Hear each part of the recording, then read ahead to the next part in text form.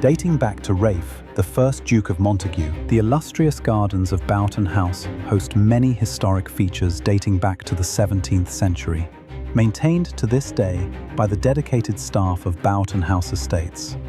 We have such a wide range of things that we do, from working in the glass houses to maintaining the borders, to propagation, to growing veg, to nurturing trees, to replanting trees. Yeah, we're kind of broad spread and diverse. Now, the team is about to undertake one of the largest restoration projects in the estate's history. I think the decision to restore the star pond's been a sort of a long-awaited thing. I think a lot of people have kind of looked at it and hoped to do it and achieve it, and somehow the timing's never been quite right. The mammoth landscaping project will take over a year to complete and will involve the collaboration and cooperation of multiple agencies, contractors, and specialists in historic restorations. It's a unique ambition. I'm pretty sure that we'll be approaching environmental challenges, and inevitably we're going to face challenges with weather. When you're doing anything that's outdoors, that's an inevitable part of the journey.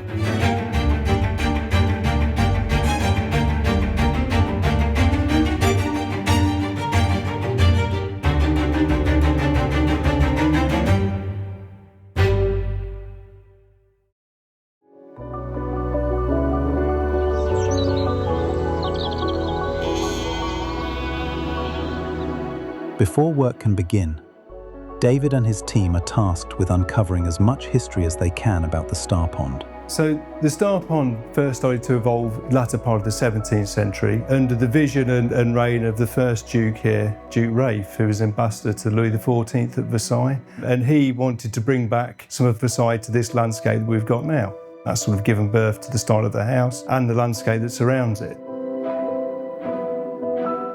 Boughton House has amassed an extensive collection of records and historical documents spanning centuries. The house's archivist, Crispin Powell, is solely responsible for uncovering and interpreting the archives.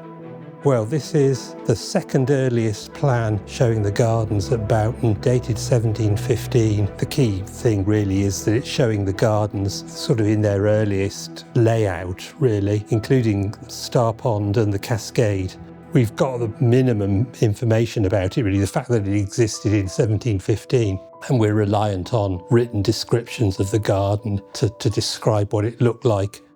The Duke, he dies rather unexpectedly. We've got a whole unfinished wing in the house. It's sort of testimony to the fact that he sort of dies in the middle of it, really. One of the good things from our point of view is a lot of bills are left unpaid because the Duke is having a lot of this done on credit. And the only way that the craftsmen can prove that they've done this work is by submitting bills to the executors. And we've got these 3 books, this kind of thick, full of unpaid bills. Right, these are the 2 intermediate ones. They're undated, but we know from a letter in the archive that they must be 1729 or very close to it, because the fact that we know that Charles Bridgman, the famous garden designer, is working here at that date, and these 2 plans are very much in Bridgman's style, it means that these have to be his. But it's a proposal, really, for what the second Duke and Bridgman were cooking up. But it does show Star Pond, both sort of visually as an aerial view and in plan form. And the Duke is turning it into more of an entertainment space for him and his friends. So he's introducing new features to Star Pond in terms of trick fountains for amusement, essentially. And then from that period, Duke John had 2 daughters who married into separate families. Following that marriage to Scots of Buccleuch and to the Earl of Cardigan, Boughton became a kind of a lesser prominent home, and the landscape was sort of a lesser looked after place, and subsequently, fell into a level of decline. But this is 1810, and the gardens sort of Star Pond and the avenues of trees are still there on this map. It's the last Duke of Montagu, the son-in-law of the second Duke. He dies in 1790 and his daughter dies in 1827. And it's only when that kind of memory of the link between granddaughter and grandfather goes that it really kind of starts to decline. And by the end of the 19th century, the canals are getting choked up with reeds, and Star Pond is turning back into a vaguely star-shaped pond. The head gardener in about 1830 virtually did nothing apart from grow his own veg and sit and drink cider. And he only kind of kept on hold of his job because his wife was so good as the housekeeper that they didn't want to sack him. I think it's a very, very gradual process across 100 years, really, which is only kind of reversed when the present Duke's father begins to restore the water features. Yeah, exactly the same thing with the house, really. And then suddenly wakes up in the 20th century and they realise what a treasure they've got.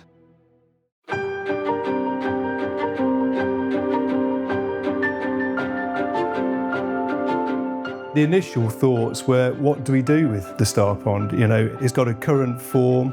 It isn't what it was designed to be originally. It's been simplified down to one cascade, and much of the features have been removed. So we know that we've got to redefine the shape, and the aspiration is to replace the cascade and feature wall. So in order to sort of make that work effectively, we are looking to use any historic information to guide the process.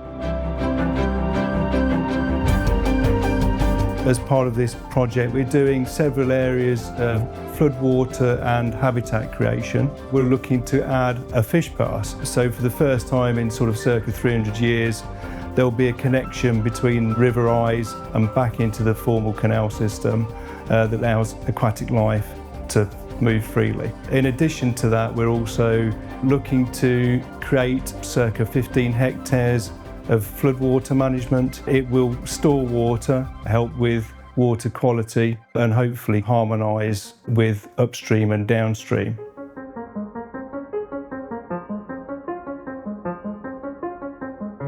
As the project rolls into the summer months, work gathers pace, and the original shape of the Star Pond starts to become defined. So we're now sort of about halfway through the process.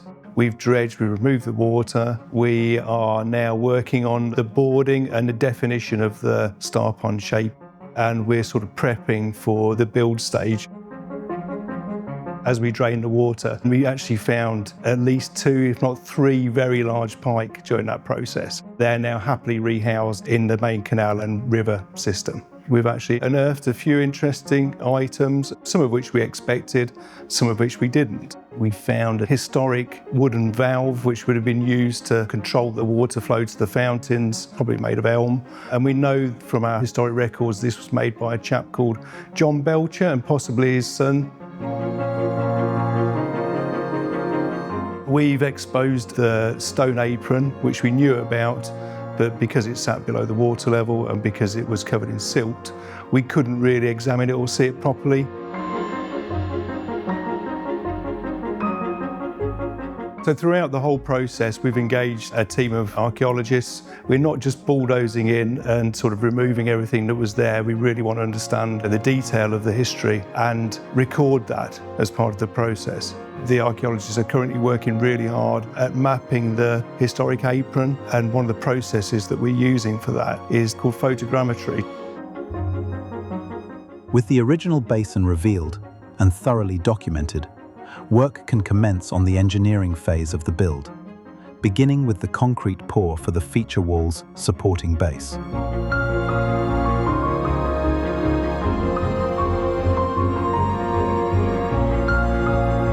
With the base in place, it's now time for the stonemasons to begin work on the crowning jewel of the project, the feature wall.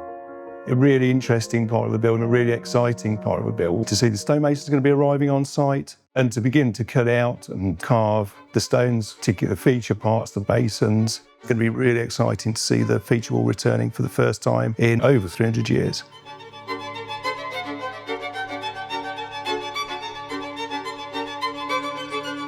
Restoration involves to build some retaining walls and a 5-tier cascade with 3 basins either side of the cascade, 1 grand basin in the centre to let water overflow. And then we're also putting an original balustrade design with plinth balusters and the pier coping all taken and templated from the original stone that we've sourced and found, got those out of the water and managed to take sections of those to make sure we make identical stonework to match how it would have been originally. So all of the templating has been done on site with the original basin. We've transferred all of the measurements over to acetate and we've made bed moulds.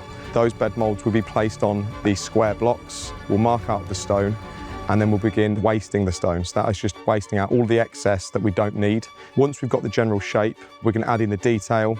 There's a small fillet and lip that we've got to integrate right on the edge of the bowl, things like that. And as we start drawing those on, we're going to start using the hand chisels and mallets to really put that definition in. What I'm doing here is I am marking up the mould on the back of the stone, and this piece is going to be worked all the way around the front of the stone with the fillet and the drip on here. So the water will run off the top of the basin and it won't ingress onto the mould of the stone and then down the wall. It looks small, but it's an important little detail. So we're making sure any designs that we find on the original stonework are getting put into ours, so they are as authentic and original as possible. With the features complete, construction of the wall can begin.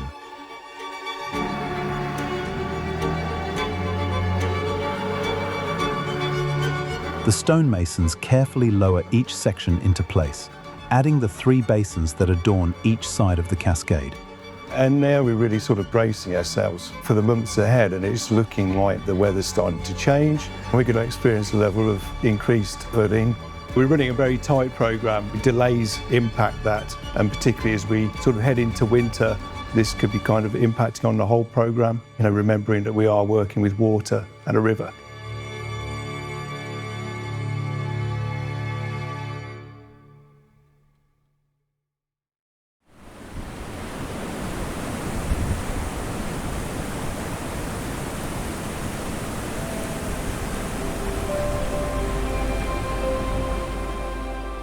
You know, we've experienced multiple floods and storms. The water's flowing over from the river, through the balusters. The feature itself is completely submersed. Unfortunately, it's got to a point where we've decided we can no longer continue. We've had to stop the programme. It's really disappointing. You know, we were really close to finishing the programme, and that really throws a spanner in the works. But, you know, the weather can't be helped or controlled, and it's something that we always knew we would be dealing with. Hopefully we've done our homework well enough. We've engineered the structure to stand up to similar conditions. You know, we've just got to sort of keep our fingers crossed.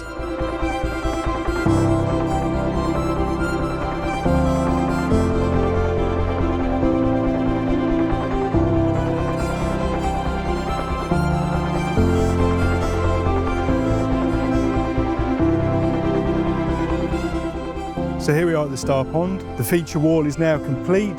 The balusters are on top.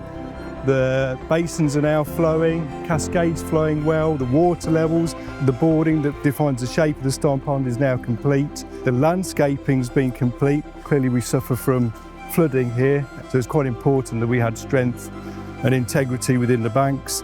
And now our maintenance team on site are kind of looking after the Star Pond and keeping the stone feature looking as good as what it possibly can.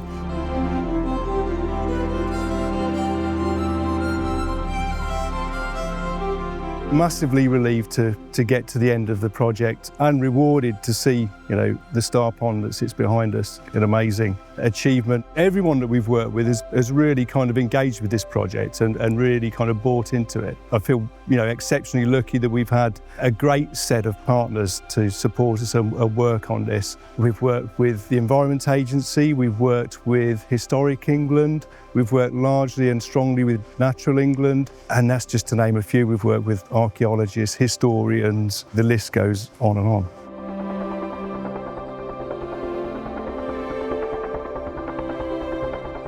But the knock-on of that is that, you know, it's accessible to people. So through Weekly Park, there's a level of permissive access, so people can wander around there.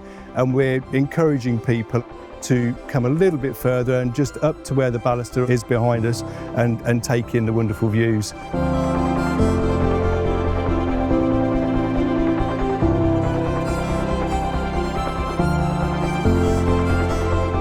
So from a landscape perspective, restoring the star pond's been really important and something that I think we largely thought we wouldn't get to do. And this is an important part of quite a rare period in landscape history. And it's not just locally important, it's actually nationally important to preserve our history and heritage.